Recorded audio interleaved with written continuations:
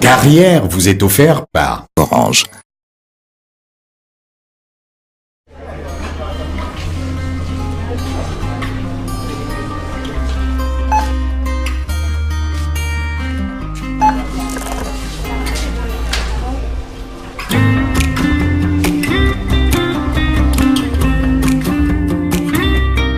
Chérie, ça devrait faire l'affaire. Parce que manquer d'argent, ça peut vraiment être gênant. Orange met à votre disposition la carte Visa Orange Money qui vous facilite l'accès à votre compte Orange Money sans contrainte. Retirez votre argent de tout distributeur Visa au Cameroun et réglez vos achats facilement et en toute sécurité. Orange. Des Africains de talent, j'en rencontre tous les jours. Comme d'habitude.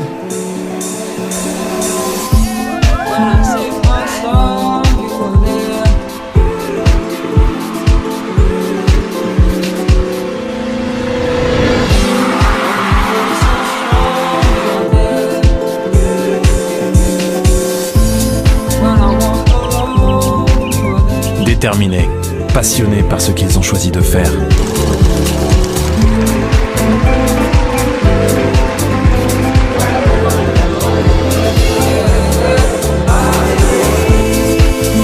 Des personnes talentueuses dont l'avenir s'annonce très prometteur.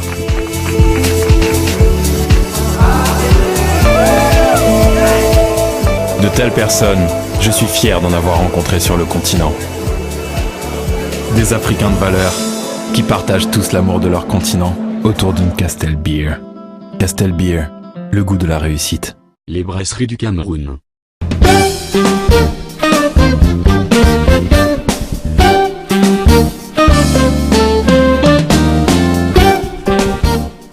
Mesdames, Messieurs, bienvenue ici à Yaoundé dans ce jardin de la communauté urbaine qui vous accueille pour cette nouvelle édition de votre magazine Carrière, un programme destiné à vous aider à développer vos compétences, vous professionnels qui avez besoin d'être inspirés également par des personnalités dont le parcours est couronné de succès. Nous allons vous aider à faire de meilleures orientations, mais également vous permettre à travers notre coaching de vous adapter aux nouveaux outils de la communication, les réseaux sociaux. Installez-vous pour découvrir d'abord en image le sommaire de ce magazine.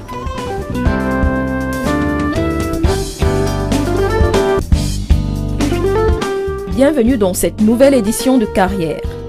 Elle conjugue ses journées au pluriel, ses casquettes aussi. Mère, enseignante, manager, elle ne s'est jamais éloignée de sa passion pour la pharmacie. Après avoir quitté l'OMS, elle est retournée dans l'administration camerounaise et dans les salles de cours. Rose Ngonombala Abondo est la directrice générale du LANACOM, une dame à l'honneur dans notre success story.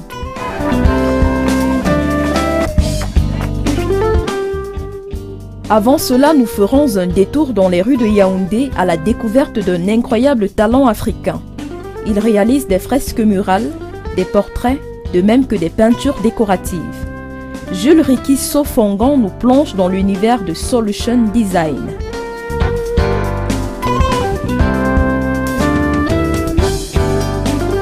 Enfin, dans la rubrique métier, un autre professionnel prend place. Son objectif, nous aider à garder le sourire en permanence et des dents en santé. Il s'agit du chirurgien dentiste, encore appelé médecin bucco-dentaire. Revue de parcours et de contraintes dans cette édition de Carrière. Si vous nous rejoignez à l'instant, c'était le sommaire. Installez-vous, nous commençons tout de suite.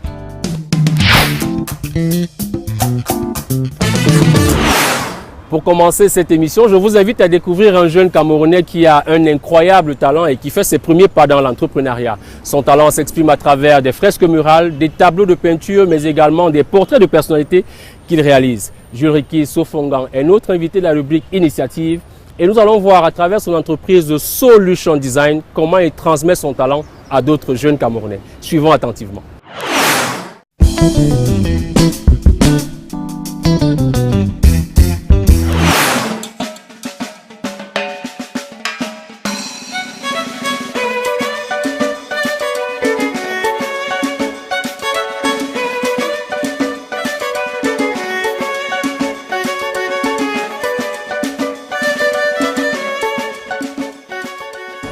Bonjour, je suis Jules Ricky Sofongan, plasticien designer, directeur des ateliers Solution Design. Bien vouloir me suivre pour la visite. Donc nous avons ici un membre du personnel qui est en même temps un stagiaire chez moi, qui s'appelle Jordan. C'est le spécialiste du mélange des couleurs. C'est un passionné d'art plastique et de dessin. Il est arrivé dans mes bureaux il y a 2 ans déjà. Nous avons ici des espaces de rangement pour le matériel, des peintures à huile, des peintures à eau. Bref, plusieurs médiums qui me permettent, n'est-ce pas, d'inculquer des valeurs à ces enfants-là et de pouvoir me déployer sur le terrain. Nous avons ici le petit Junior qui est arrivé ici dans mes ateliers il y a 2 ans déjà. Celui qui me prépare les toiles ici pour les tableaux.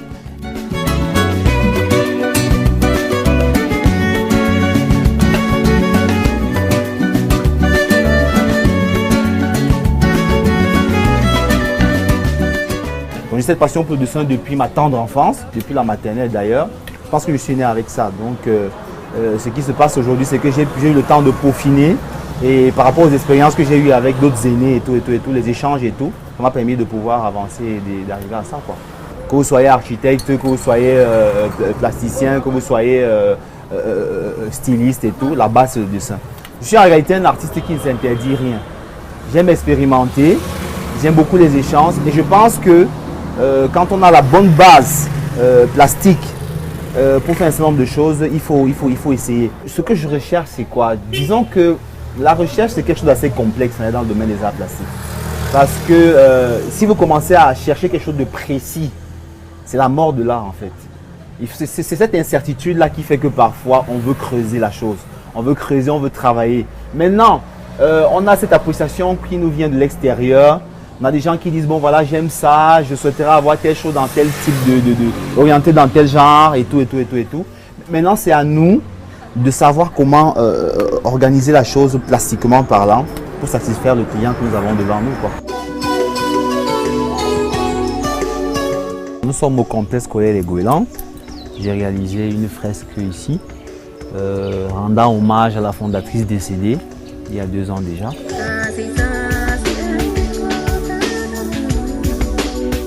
Vous allez vous demander pourquoi est-ce qu'elle est aussi jeune, ça c'est sûr.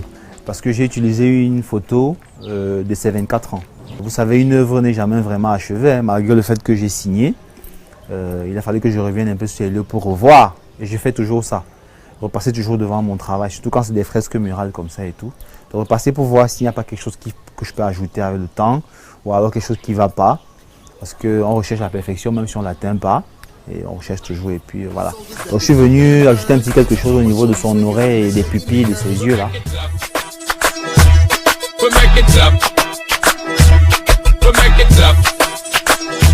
Solution Design, c'est également un lieu de formation. Parce que vous avez ici des jeunes qui viennent, qui sont à la base, qui ont à la base déjà des prérequis, mais qui viennent se perfectionner. C'est d'abord une passion. Parce qu'il est important de le dire, parce qu'il y a beaucoup de jeunes qui viennent en se disant, bon, voilà, au premier coup de pinceau, voilà, on se fait de l'argent, machin et tout.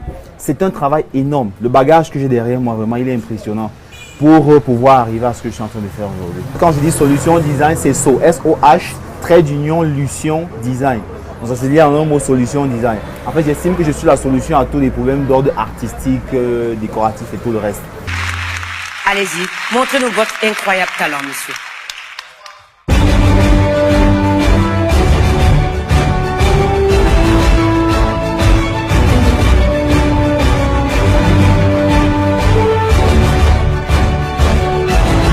Cette étape de ma vie, elle part de quoi? Elle part d'un casting qui, n'est-ce pas, a été lancé par Nescafé, bon, sans publicité, qui parrainait l'événement L'Afrique a un incroyable talent. Donc on a fait un casting au complexe scolaire La Gaîté. Alors, sur plus de 4000 candidats, j'ai été appelé un de ces quatre, mais on me dit, bon voilà, vous avez été sélectionné pour participer à l'émission L'Afrique a un incroyable talent en Côte d'Ivoire.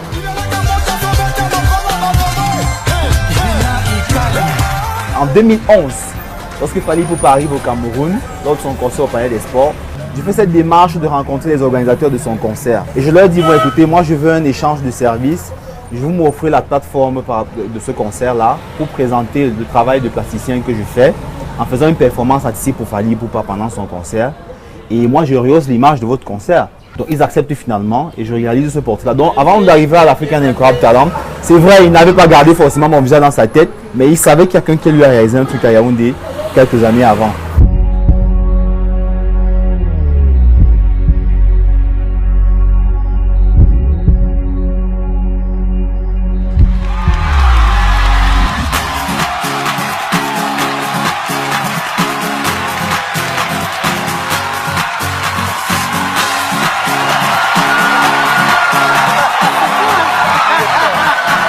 C'est vrai qu'avant de partir en Côte d'Ivoire, j'ai eu le temps quand même de travailler. Mais c'est pas évident de travailler un visage de mémoire. C'est pas évident. Parce que généralement, les portraits comme ceux que je suis en train de réaliser, je pars quand même d'une photo. Et tout que j'ai devant moi, j'essaie de saisir les traits de caractère du visage. Je les fixer sur ma toile et puis je commence à peindre. Mais avoir le visage de quelqu'un dans la tête qu'on peut peindre de façon spontanée en 2 minutes, c'est vraiment pas évident. Très bien. Merci. Bravo. Moi, j'ai aimé le fait que vous avez commencé le tableau, on n'arrivait pas à comprendre ce que c'était. La surprise, c'est quand vous avez fini, que vous avez tourné le tableau. C'est un trait de génie, c'est génial. Merci beaucoup d'être venu, Vastan. Merci. Et je remercie vraiment le concept parce que c'est une véritable opportunité. Ça a permis justement au monde entier de pouvoir voir ce que je suis capable de faire, quoi.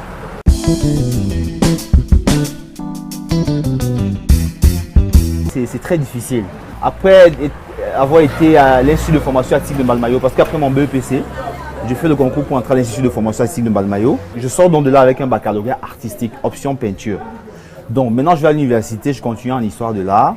En même temps, il faut se frotter au monde de l'art, quoi, en parallèle.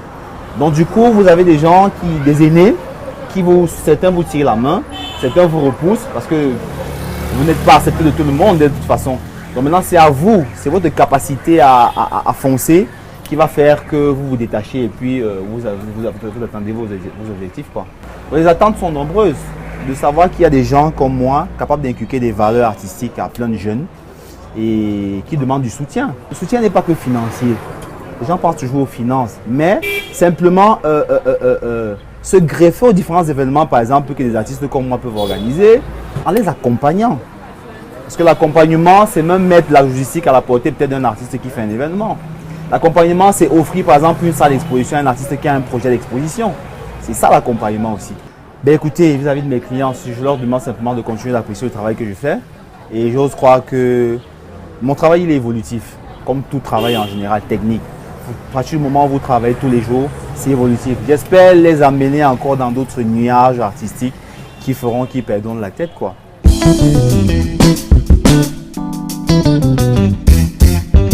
À court terme, je suis en train de préparer une exposition pour les 10 ans des droits de l'homme parce que j'estime que le monde est assez pourri comme ça et ce sera ma façon à moi de dénoncer un certain nombre de choses à travers mes toiles. Donc le lieu n'est pas encore fixé. Maintenant, en tant que formateur, mon souhait dans le futur, c'est de pouvoir former pas mal de jeunes parce qu'il y a beaucoup de gens qui ont du talent. Nous sommes une population grandissante et que la tranche de la jeunesse aujourd'hui, tout le monde ne pourra pas entrer dans la fonction publique, tout le monde ne pourra pas être journaliste, tout le monde ne pourra pas être, je ne sais pas trop.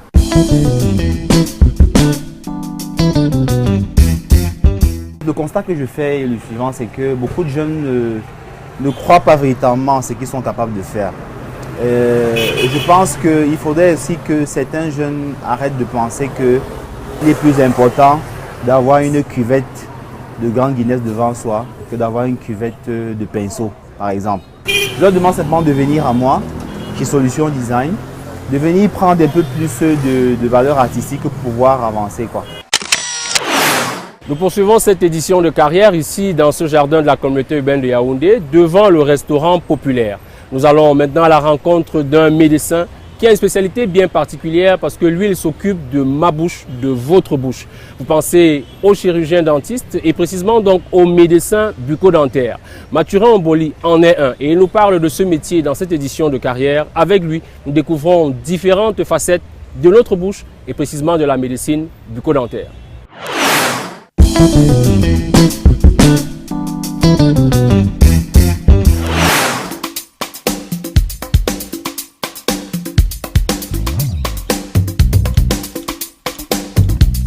Vous allez vous allonger, on va voir ce qu'il y a dans votre bouche.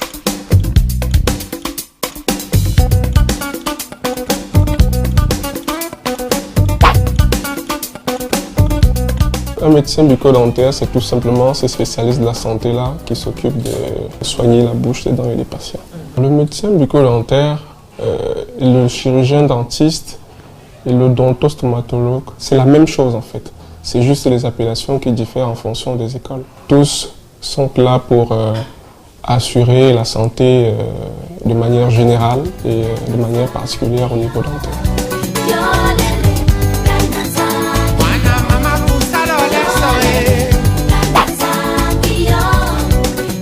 Un médecin bucco-dentaire au quotidien, il assure le diagnostic et la prise en charge des patients. Il s'occupe de gérer les conséquences des pathologies générales au niveau de la cavité buccale. La cavité buccale n'est pas un organe isolé de l'organisme, de l'ensemble de l'organisme. Donc il peut arriver qu'on retrouve des symptômes des maladies générales au niveau de la cavité buccale. Il faudra donc quelqu'un pour les gérer. Ça fait mal. Ça fait mal. Okay.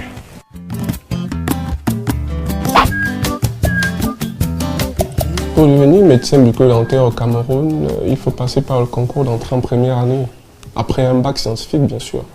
Une fois le concours réussi, on a 7 ans de formation. Après les 7 ans de formation, on ressort avec un doctorat et puis on peut s'inscrire à l'Ordre national des chirurgiens dentistes du Cameroun. Les écoles au Cameroun, il y en a 2 qui forment les chirurgiens dentistes.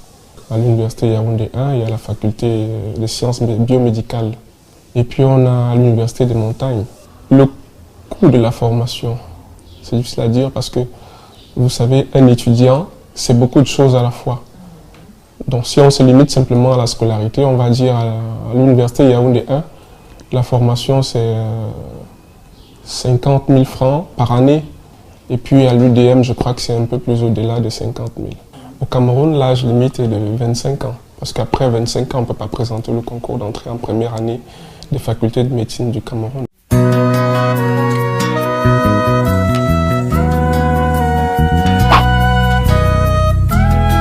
Un bon médecin bucco-dentaire doit être disponible. Beaucoup de disponibilité parce que, voyez-vous, dans notre contexte actuel, les patients ne viennent en consultation que quand ils ont très mal. Et puis après, je pense qu'il faut beaucoup de patience. Donc, la plupart viennent avec des appréhensions. Certains disent que les dentistes sont les menteurs, d'autres disent que ça fait très mal, qu'on va leur extraire les dents. Et puis, il faut pouvoir leur expliquer que non, le soin dentaire, c'est déjà tout un art. Ce n'est plus l'ancien dentiste qui enlevait les dents de manière systématique aux patients. Chez les plus petits, là encore, il faut vraiment de la patience parce qu'il faut leur inculquer l'envie de voir le dentiste quand ils ont mal. Parce que les enfants, quand ils ont mal, si ça ne fait pas vraiment mal, ou ça ne gonfle pas, ils ne vont jamais vous dire qu'ils ont mal. Donc il faut pouvoir, quand ils sont là, leur expliquer comment est-ce qu'ils vont se brosser les dents, comment est-ce qu'ils vont faire quand ils ont mal, comment est-ce qu'ils vont plus tard choisir eux-mêmes de venir en consultation de manière précoce, pas attendre quand ça fait mal.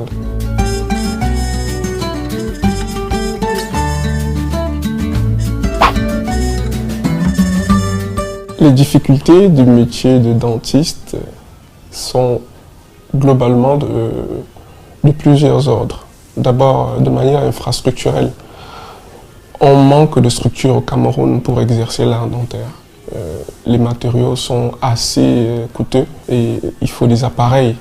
Généralement, ce qu'on reçoit ici ne sont pas de bonne qualité. Et puis quand ils sont en panne, il faut chercher des techniciens, il faut ceci et cela. Aux côtés de ça, il y a la patientèle qui n'est pas trop présente en fait. Il faut vraiment avoir un bon nom pour pouvoir bien exercer, sinon on est au chômage comme tout le monde. Là, je parle pour ceux qui sont dans le privé, mais ça compte aussi pour ceux qui sont dans le public. Donc, quelque part, parfois, on a envie d'interpeller le gouvernement pour plus de sensibilisation à la santé bucco-dentaire. Pouvoir dire aux gens qu'ils sont malades et qu'ils doivent voir le dentiste au moins une fois tous les 3 mois. Il y a plusieurs accidents qui peuvent survenir lorsqu'on pratique l'art dentaire. Déjà, le patient, c'est un être humain tout entier. Il peut arriver, par exemple, qu'en voulant procéder à une anesthésie, le patient réagisse mal à l'anesthésie, par exemple, au produit qu'on injecte. Il peut arriver qu'on le blesse avec un de nos instruments. Il peut arriver aussi qu'elle ait une pathologie générale qu'elle a masquée. Qu'elle a masquée une fois en bouche. Dès qu'on commence à travailler, on se retrouve avec un accident qu'on n'avait pas prévu. Donc la protection, elle est des deux côtés. Je protège le patient pour qu'il ne prenne pas les germes qui sont dans mes mains. Et je me protège moi-même parce que lorsqu'on travaille, il y a des éclats de salive qui peuvent partir dans les yeux. Et les gants, c'est parce qu'on touche et la salive et le sang en même temps. Donc il faut éviter la contamination.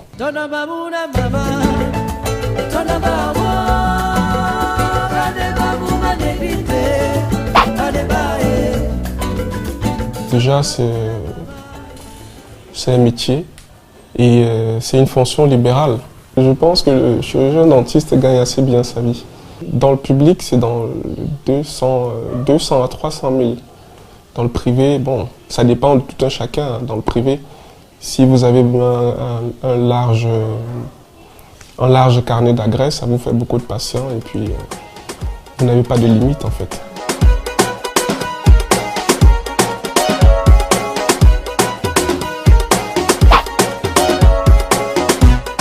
Déjà, il faut savoir que quand on est médecin bucco-dentaire, on a un doctorat. Avec le doctorat, on a un large éventail de choix devant. Donc, on peut choisir de faire l'enseignement, on peut choisir de se spécialiser, on peut choisir même de travailler pour les organismes internationaux, par exemple. Pourquoi ne pas aller à l'OMS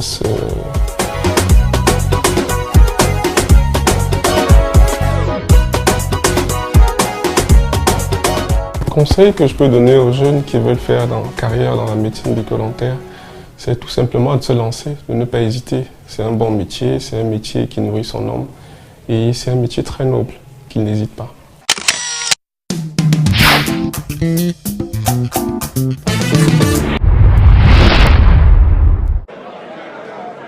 Des Africains de talent, j'en rencontre tous les jours. Comme d'habitude.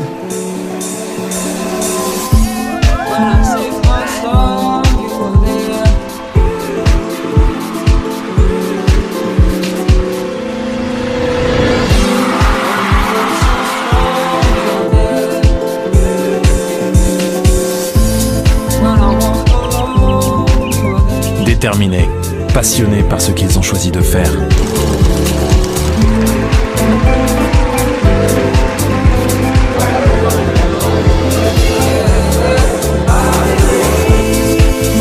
Des personnes talentueuses dont l'avenir s'annonce très prometteur.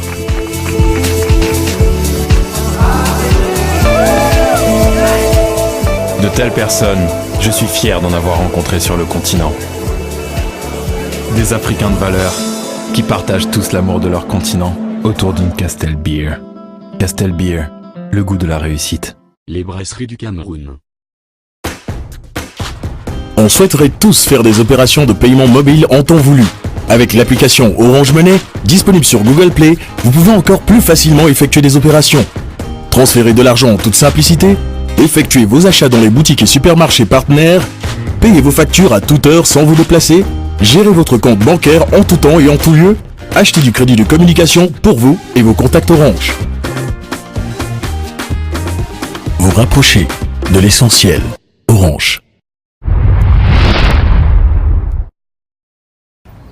La success story de cette édition est celle d'une personnalité en quête perpétuelle d'excellence. Elle a été moulée au sein des internats où elle a appris notamment la rigueur et la discipline dans le travail.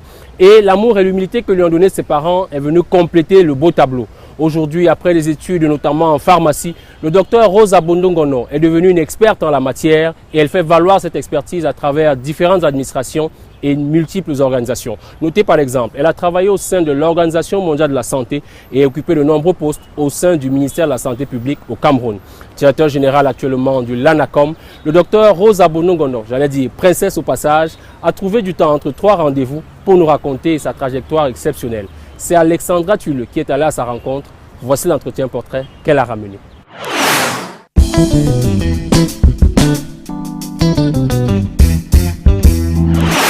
Moi, j'aime son sourire, j'aime sa joie de vivre. C'est une enseignante vraiment intéressante. Elle inspire en nous beaucoup d'ambition. Malgré le fait qu'elle soit DG aujourd'hui, elle est demeurée dans l'esprit cette petite fille obéissante, serviable, toujours prête à aider, humble. Donc vraiment, elle est bien. Maman, toi et moi, on a une alliance. C'est-à-dire tout ce que tu feras, je ferai mieux. Et tout ce que tu n'as pas fait, je ferai.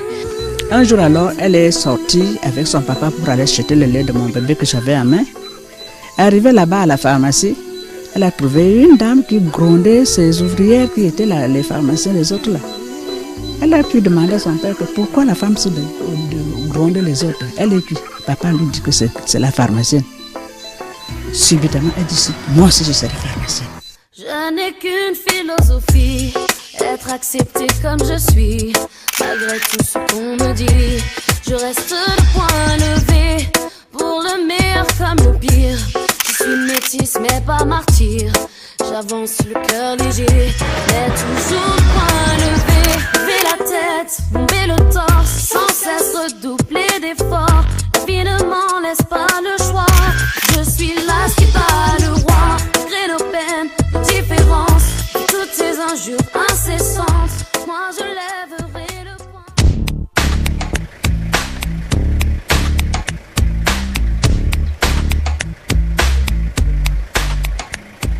Je m'appelle Ngono Mbala Rose, née le 24 décembre 1963 à Moningombo, côté d'Indom.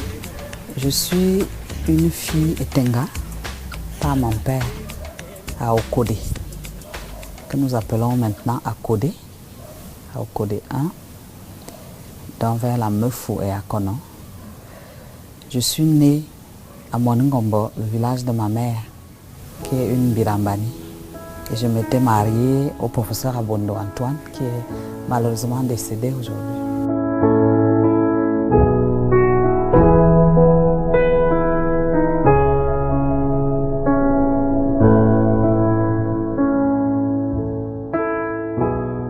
J'ai été à l'école primaire de la cité Sikh, à Douala. C'était l'école publique des filles, parce qu'il y avait les garçons d'un côté et les filles de l'autre, où j'ai eu une bonne scolarité. J'ai un souvenir, c'est que je me souviens avoir fait la CIL et le cours préparatoire en 1 an. Parce qu'on m'avait fait lire une phrase que j'avais réussi à lire. Et on m'avait envoyé au 2e trimestre en classe supérieure. Donc c'est un souvenir comme celui-là. Et puis au moment de faire le CEP, on a failli exiger qu'on m'ajoute 1 an ou quelque chose comme ça parce que j'étais très jeune. Finalement, je l'ai fait.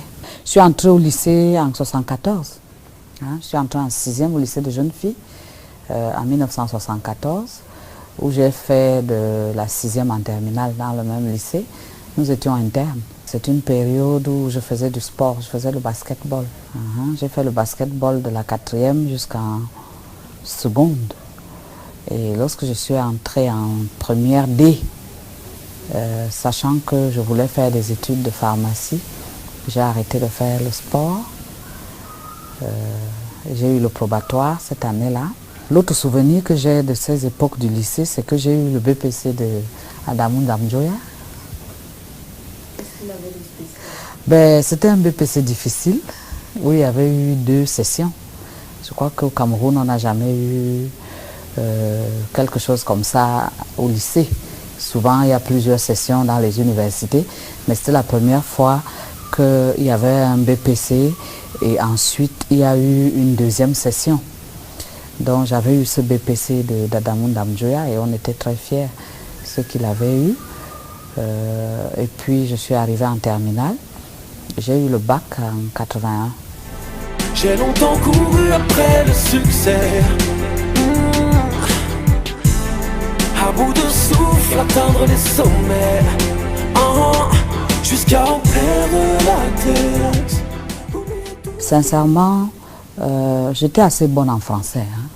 C'est-à-dire que j'ai le souvenir que quand on faisait des rédactions, on lisait souvent mes rédactions. Donc j'étais très bonne en littéraire. Et puis un jour, je suis allée à l'hôpital avec mon père et nous sommes entrés dans une pharmacie.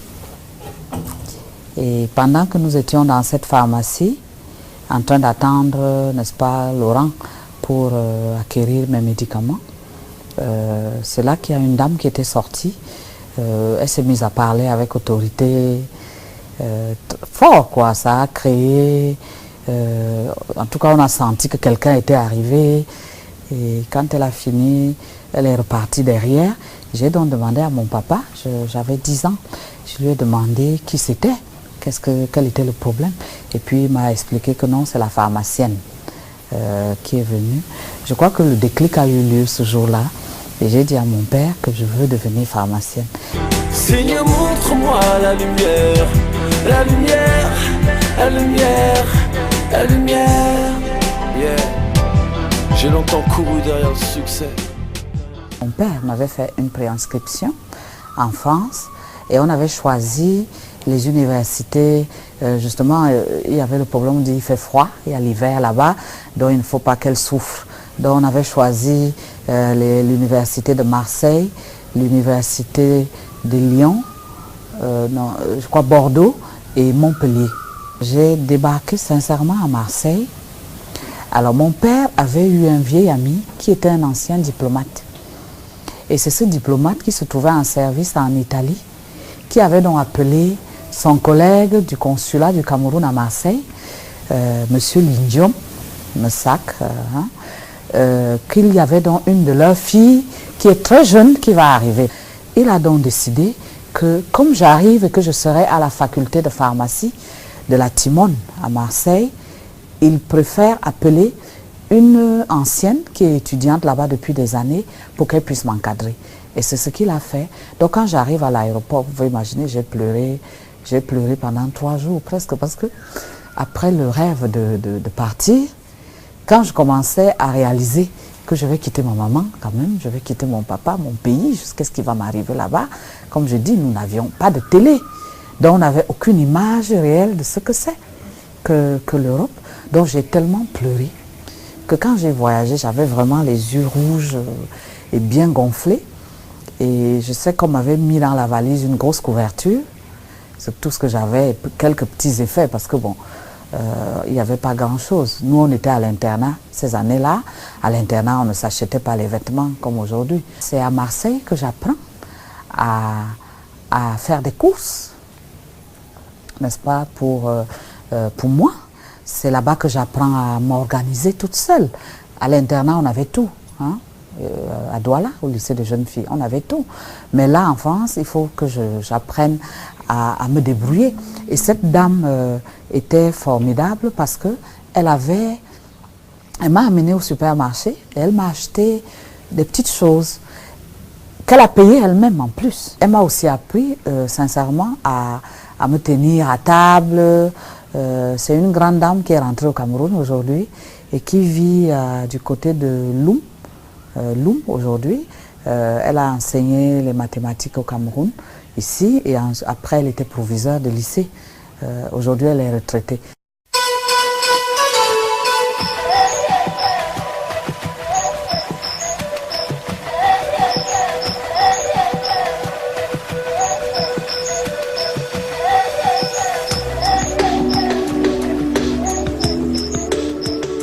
À l'époque, il y avait ce qu'on appelait le numerus clausus, où c'était un concours classant, où il n'y avait que 100 places pour les étrangers.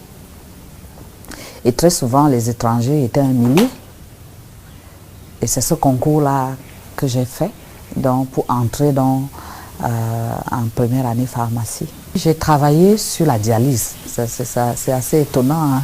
Et je me souviens que les conclusions de ma thèse étaient que, comme c'est un produit qui améliore la fixation d'oxygène sur les cellules sanguines, c'est un produit qui risque d'être utilisé comme dopant. Et je crois qu'aujourd'hui, ça fait partie des produits qui sont utilisés comme dopants et qui sont très souvent recherchés par les cellules antidopage dans les Jeux Olympiques. Je vais à Yaoundé, Yaoundé la capitale. Je vais à Yaoundé, Yaoundé la capitale. Où vas-tu, étudiant, tout de neuf, habillé, ton blazer à la mode. Quand je rentre, au départ, on voulait me recruter à la SNI parce qu'il y avait un projet pharmaceutique que le gouvernement était en train de mettre en place. Mais finalement, quand je rentre, je suis plutôt recrutée à l'IMPM, l'Institut de recherche médicale et d'études des plantes médicinales, comme pharmacien au laboratoire de technologie pharmaceutique qu'on était en train de créer. Et nous sommes dans les années 88 et c'est là que nous commençons donc à fabriquer des génériques. Lorsque j'étais à l'IMPM, je fais partie des experts que l'ONUDI, l'Organisation pour le développement industriel, avait formés pendant des années pour assurer le développement de l'industrie des médicaments à base de plantes en Afrique. Parce que dans les années 90, en fait, 90, l'ONUDI avait décidé de faire de l'Afrique, n'est-ce pas, le pôle de développement de l'industrialisation du médicament à base de plantes. En même temps, ils avaient fait de l'Amérique du Sud le pôle de développement de l'industrie des biotechnologies. Mais vous voyez qu'on nous a donc formés, on a été largement formés, ce qui fait que j'ai appris à valoriser les plantes médicinales. En plus du travail de pharmacien d'industrie que j'ai eu dans ma formation, voyez-vous, j'ai été formée donc à cela. J'ai travaillé donc sur l'analyse des huiles essentielles de la famille des Zingiberaceae. Les Zingiberaceae, ce sont des plantes aromatiques et condimentaires chez nous, qu'on connaît sous les noms vernaculaires de Essone, chez les Bétis, chez les Bassa, c'est le fameux mbongo, ce qu'on brûle là pour faire le mbongo. Et il y a plusieurs variétés. Et cela m'a donc valu d'avoir le premier prix de l'Académie des sciences du Cameroun. J'arrive à la santé en 93, en complément d'effectifs. Et en 95, je suis nommé directeur de la pharmacie et du médicament. Et étant nommé directeur de la pharmacie et du médicament, je travaille donc à mettre en place ce qu'on appelle la première politique pharmaceutique nationale au Cameroun, dont nous avons écrit la première politique pharmaceutique donc avec les collaborateurs, ce qui nous a amené en fait à rebâtir et à redéfinir même le secteur pharmaceutique au Cameroun. C'est ainsi que nous obtenons, je mets en place dans la fameuse centrale, la Sénamé dont on parle là. Parce que avant la Sénamé, il y avait l'ONAPHAM, qu'on appelle l'Office national pharmaceutique, qui avait fait faillite. Et le système public au ministère de la Santé n'avait pas mis d'autres structures pour qu'il y ait des médicaments pour nos hôpitaux. Et c'est comme ça donc que je réussis à mobiliser un financement auprès de l'Union européenne et de la coopération belge. Et nous créons donc la Sénamé. Et pendant qu'on a donc mis en place la Sénamé, on nous demande donc cette libéralisation des prix. Et dans une réunion où je suis avec les partenaires au développement, il y avait l'Organisation mondiale de la santé, la Banque mondiale et tous les autres partenaires. Je leur dis, écoutez, si vous voulez qu'on libéralise le prix du médicament, donnez-moi un laboratoire de contrôle. Ils me disent, vous voulez un labo de contrôle? Je dis oui. À la réunion, on dit, bon, ok, vous aurez un labo de contrôle. On m'a demandé de faire un texte sur le laboratoire de contrôle de qualité. J'ai mis les collaborateurs à l'époque sur le dossier. Le docteur Ateba Etundi Aristide, qui est aujourd'hui directeur de la pharmacie, du médicament et des laboratoires, c'est lui qui a fait le draft du texte sur le LANACOM actuel, dont nous avons travaillé. Et je vous assure qu'en 6 mois, ce décret du LANACOM a été signé par le chef de l'État en 1996. Je fais ce travail de 1995 jusqu'en 1998. Novembre 1998, il y a un nouveau ministre de la Santé qui arrive et qui m'enlève du poste. Et dès qu'il m'a enlevé du poste, on ne m'a plus jamais donné un poste au ministère, ces moments-là. Je crois que ça devait être un oubli ou je sais pas, quelque chose comme ça. Et c'est comme cela donc que je me retrouve sans poste, comme on dit au quartier. J'ai longtemps couru après le succès, à bout de souffle, atteindre les sommets. Et peu de temps après, je suis donc nommé pharmacien à la fondation Chantal Biya.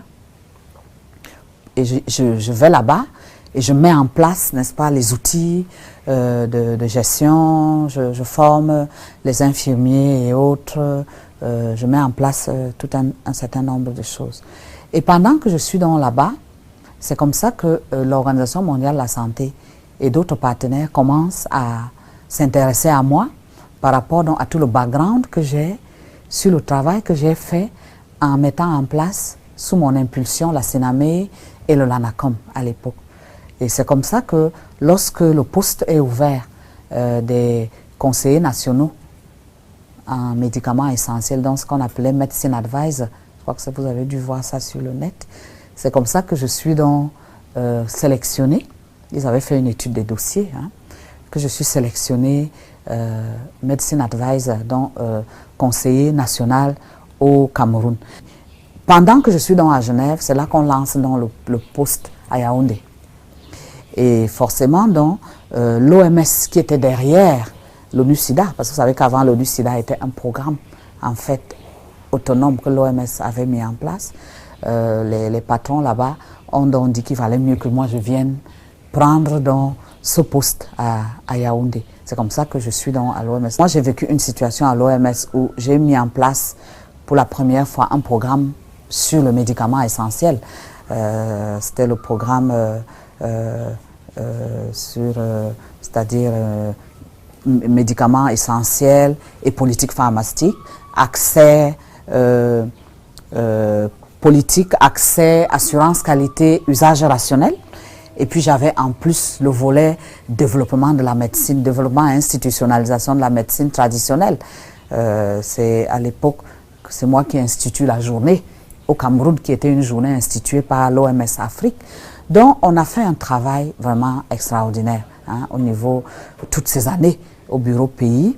Mais à un moment donné, je n'avais plus la visibilité du travail. C'est-à-dire que je sentais que le programme, qui m'a d'ailleurs permis d'appuyer le programme sous-régional d'harmonisation des politiques pharmaceutiques en Afrique centrale, j'ai participé à mettre en place beaucoup de choses, vous voyez, en termes de documents, formation et autres.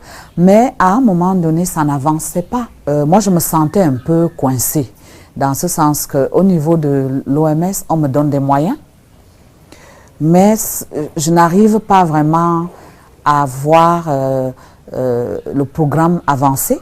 Lorsqu'ils ont ouvert la faculté de pharmacie, c'est-à-dire la filière pharmacie, moi je me suis dit, bon, avec tout ce que j'ai appris, je préfère aller chercher des jeunes là-bas, des enfants, peut-être les faire rêver. Je n'ai jamais suivi vos routes, j'ai voulu tracer mon chemin pour aller plus haut. Le LANACOM, d'abord c'est une grande surprise parce que, bon, je m'attendais pas, bon, mais ça ne m'a pas étonné comme vous le dites parce que c'était quand même une institution que j'avais eu l'honneur de créer et la grâce de créer. Donc quelque part, on peut dire que j'avais la vision. Je n'ai jamais suivi vos routes, j'ai voulu tracer mon chemin pour aller plus haut, aller plus haut. L'on oublie crois qu'aujourd'hui, c'est quand même l'une des choses qui me détend le plus au milieu de tout le stress que je peux vivre. Pourquoi? Parce que vous avez pu voir que moi, j'ai été bien formée. Tout ce que j'ai eu devant moi, durant tout mon cursus, que ce soit au lycée, que ce soit à la faculté, en Europe, les gens m'ont bien formée, sincèrement. J'ai de très bons souvenirs, que j'ai toujours été bien coachée. Et à l'époque, j'étais destinée à entrer à fond dans l'enseignement.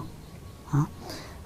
Bon, malheureusement, lorsque mon pauvre époux s'en est allé, je me suis retrouvée seule avec des enfants qui avaient été élevés à un certain niveau. Et c'est comme ça que, en fait, j'ai été convaincue de travailler pour l'OMS et autres, où quand même les salaires sont plus confortables. Hein. Et cela m'a permis de m'occuper des enfants correctement. Mais au fond de moi, j'ai toujours voulu enseigner. C'est pour ça que, bon, dès que j'ai eu cette occasion pour partir de l'OMS, je n'ai pas hésité. Moi, je pense que l'expérience que je vis à la filière pharmacie, pour moi, c'est une expérience exaltante.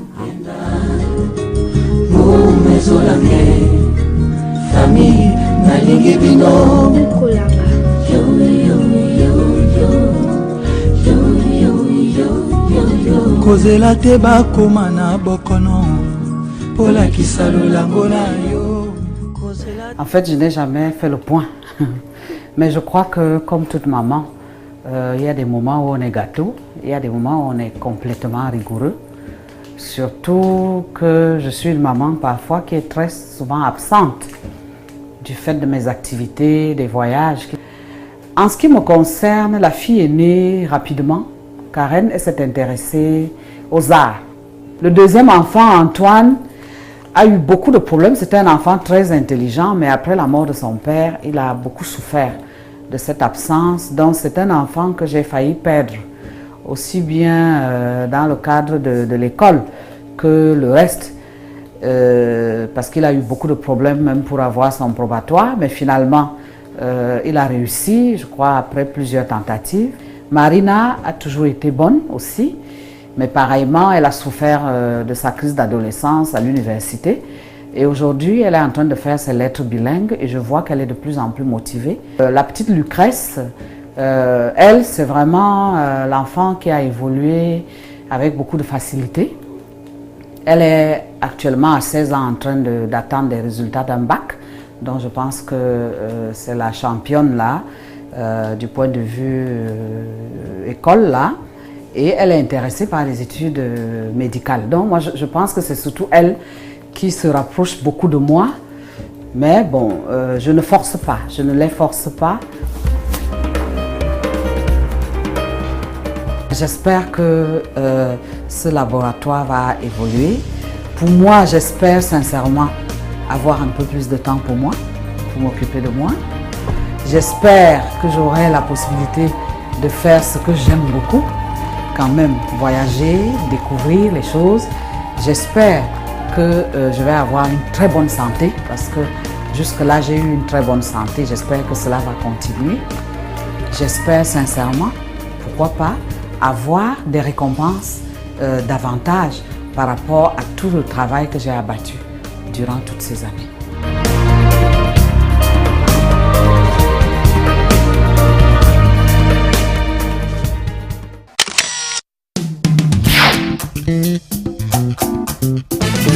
Nous sommes arrivés au terme de cet entretien. Merci Dr Ngono Mbala, épouse Abondo, de nous avoir accordé cet entretien riche de votre parcours. Finalement, quels enseignements peut-on retenir de ce riche parcours que vous nous avez dévoilé aujourd'hui? Le premier enseignement pour moi, c'est le travail. Je crois que on en a parlé, c'est ce qu'on a constaté. Moi-même, en revoyant ce parcours avec vous, je me suis rendu compte que je n'ai fait que travailler, respecter les aînés, s'attacher aux personnes qui vous tirent vers le haut. Moi, je pense que globalement, voilà les enseignements et bien sûr, prier. Quels conseils et astuces donnez-vous à ceux et celles, surtout à celles, qui, comme vous, aimeraient suivre vos pas, aimeraient se retrouver sur le chemin que vous avez trouvé, vous? La première chose, sincèrement, c'est d'arrêter d'imiter. Les gens aiment beaucoup imiter. Dès qu'on voit quelqu'un faire quelque chose, on veut faire exactement ça. Que chacun puisse véritablement mûrir ce qu'il veut faire. Alors, quelles sont les valeurs qui, de manière générale, encadrent votre vie à vous? D'abord, la discipline. Vous avez vu, j'ai été élevée dans les internats. Je suis arrivée en France, ça n'a pas beaucoup changé. Il faut se discipliner. L'autre valeur qui est essentielle, c'est le respect des aînés. L'autre chose, ce sont les valeurs du travail bien fait. Parce que quand un travail n'est pas bien fait, il ne pourra jamais produire les résultats qu'il aurait dû produire. Alors, au regard de ce témoignage, quel conseil, au regard de vos valeurs, de ce qui a guidé votre vie depuis toute petite jusqu'à aujourd'hui, quel conseil donnez-vous à tous ces jeunes qui vous admirent, qui ont envie d'être comme vous aujourd'hui, qui sont en quête surtout de modèles et de repères? Je voudrais vraiment dire à ceux qui me suivent, qui veulent me suivre comme modèle, de regarder ce qui est beau aujourd'hui, mais de savoir qu'il y a toujours des difficultés en toutes choses. Et qu'ils doivent savoir qu'il y aura des difficultés, mais ils doivent travailler. Et surtout, il faut aller toujours prendre des conseils auprès des personnes qui sont comme nos modèles, les respecter et accepter de leur porter le sac. Parce qu'aujourd'hui, les gens ne veulent plus porter le sac des aînés. Merci Dr Ngono Ateba de nous avoir reçus. Merci pour ce moment riche en informations, riche en histoire, riche en partage. Merci à vous de nous avoir suivis et à très bientôt pour un autre partage, une autre riche expérience comme celle-là. Merci beaucoup. Merci.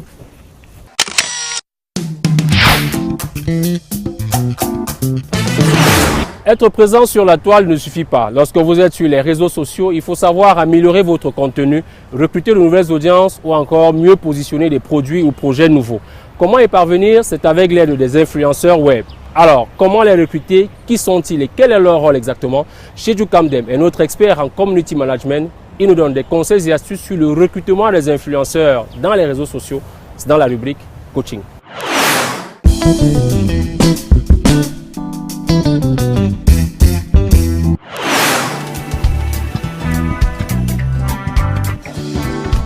Bonsoir et bienvenue dans cette nouvelle rubrique coaching. Aujourd'hui, nous allons parler d'une nouvelle thématique. Il s'agit des influenceurs. Comment recruter des influenceurs? Un influenceur, ce qu'il faut savoir, c'est que c'est une personne sur Internet qui est un point de relais d'information, mais qui est également un prescripteur dans l'atteinte de vos objectifs, généralement ces objectifs d'achat.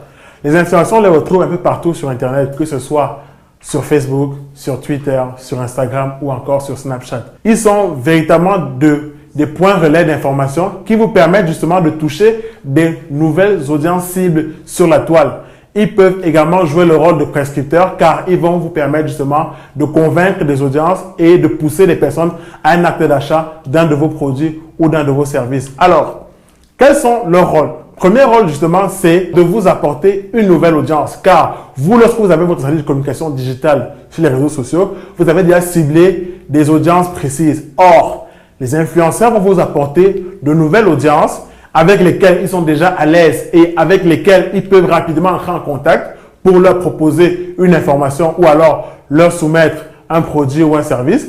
En leur recrutant, vous allez permettre justement à vos produits d'atteindre cette nouvelle cible.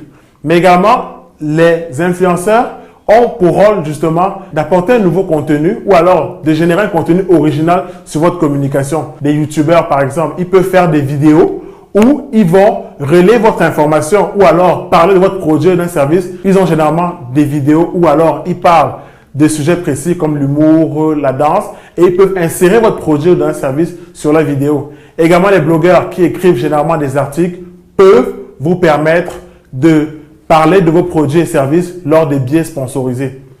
Alors, comment recruter donc ces personnes qui sont des véritables points relais d'information et des prescripteurs?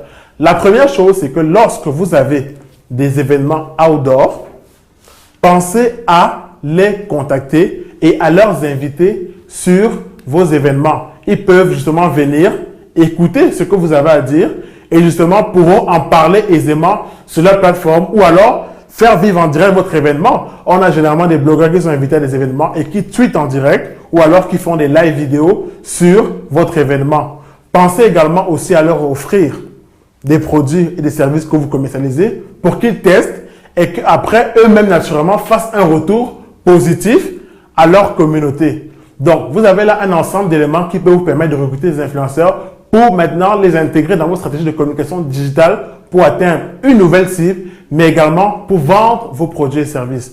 Donc, en résumé, aujourd'hui, nous avons vu ce que c'était un influenceur, quel était son rôle, prescripteur d'informations et également relais sur Internet, mais également comment le recruter à travers différentes techniques. Merci de m'avoir écouté et rendez-vous dans une prochaine édition de votre émission Carrière.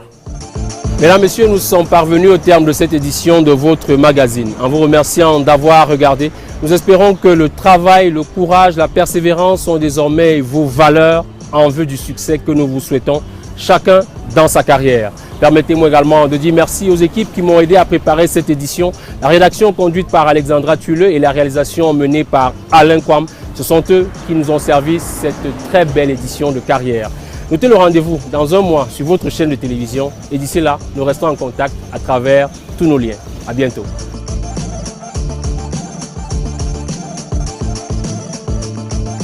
Carrière vous est offert par Orange. Des Africains de talent, j'en rencontre tous les jours. Comme d'habitude.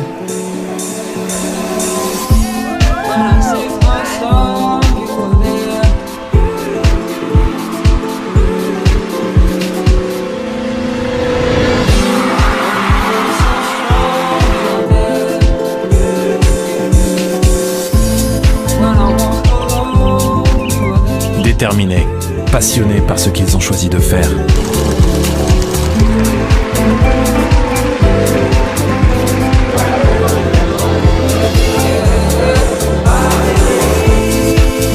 Des personnes talentueuses dont l'avenir s'annonce très prometteur.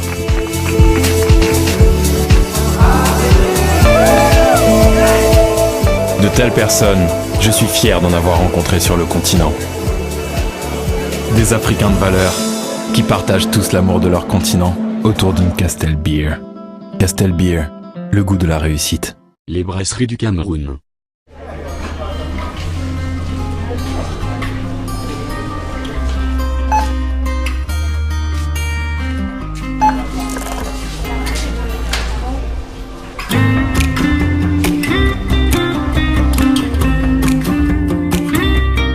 Chérie, ça devrait faire l'affaire.